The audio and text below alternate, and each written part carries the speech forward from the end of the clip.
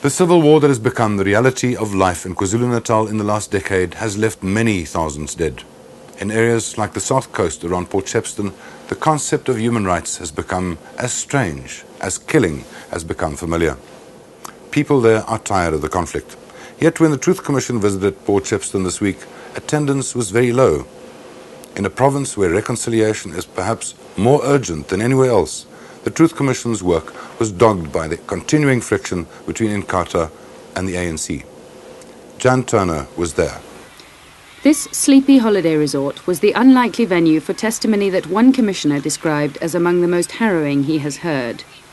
People came to tell their stories inside a cordon of heavy security. This time the police were there to protect the witnesses as much as the commissioners, for the bloodletting in Natal is still not over. On April 10, 1991, Ivy Radebe's house was surrounded by IFP supporters who attacked her son.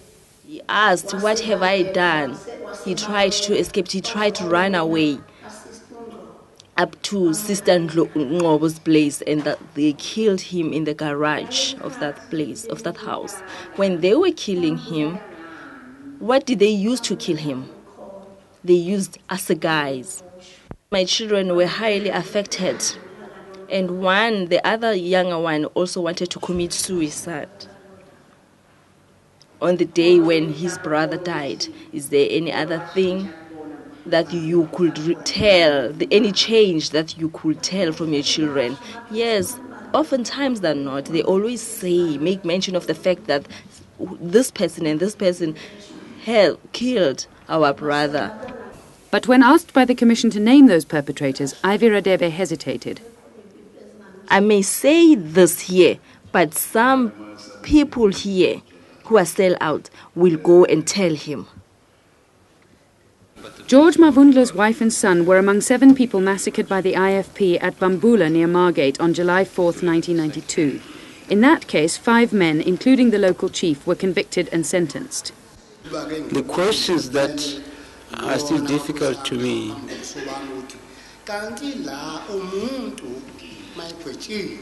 This I don't understand, because when a person is sentenced and convicted, it's so surprising to see after 3 months the very same person walks on the streets with you. They destroyed my family, and even today it's a place which I don't like to go near. Where are you staying at the moment? I live like a bird. I stay at different places,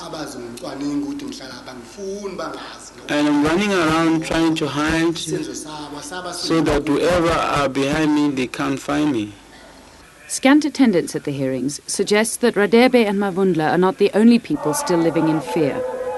Fiercely divided loyalties are the result as well as the cause of cycles of revenge killings, with the body counts stacking up on both sides.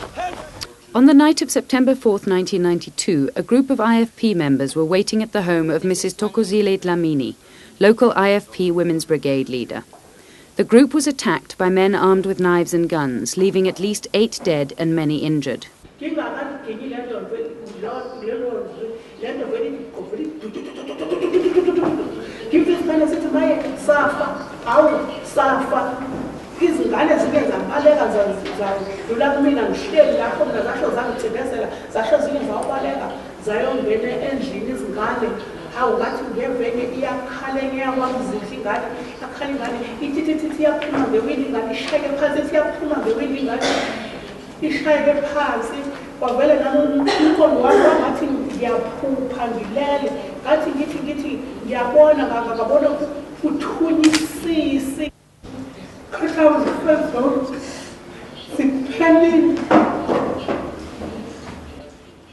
As the TRC left Port Shepstone this week, the question of a third force remained.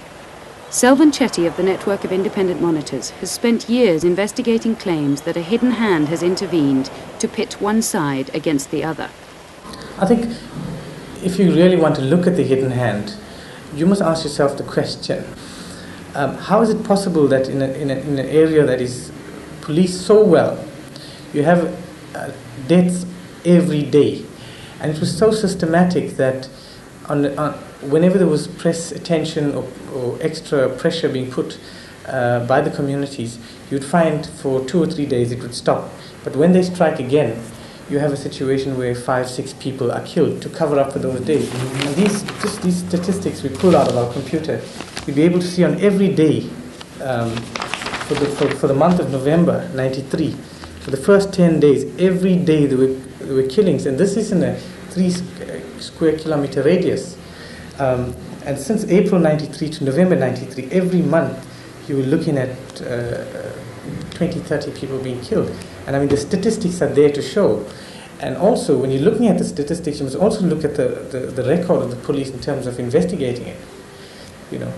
10 years ago, when somebody is seen in a remote part of the country with an AK-47 and an ANC flag, we had very efficient detectives to go and track them down. They would even track them to the next country.